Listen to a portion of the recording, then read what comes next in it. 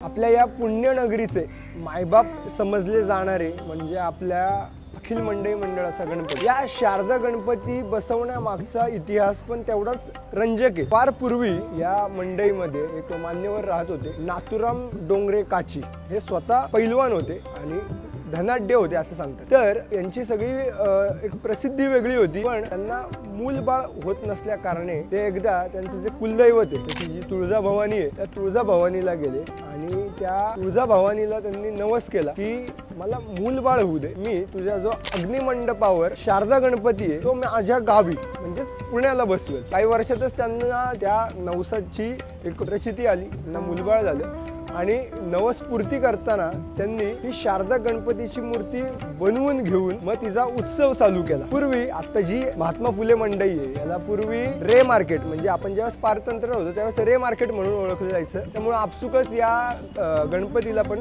रे मार्केटचा गणपती म्हणून ओळखलं जातं। आताची जे 90s किड आहेत किंवा त्याच्या अगोदरची जी पिढी आहे त्यांना एक चांगलं आठवत असेल, पूर्वी आहे ना एक छान गोष्ट व्हायची की हा जो शारदा गणपती आहे ना त्याला आज देखील अनेक नवस करतात, पण पूर्वी अशा अनेक 90s किडकडे स्वतःचे ते फोटो आहेत जे मूर्तीशास्त्रात सांगतात हा जो गणपती आहे आणि ती शारदा आहे, ज्या वेळेस ते लहान मूळ त्या गणपतीच्या मांडीवर आपण बसवतो त्यावेळेस शारदेची बरोबर नजर त्या लहान मुलाकडे जाते।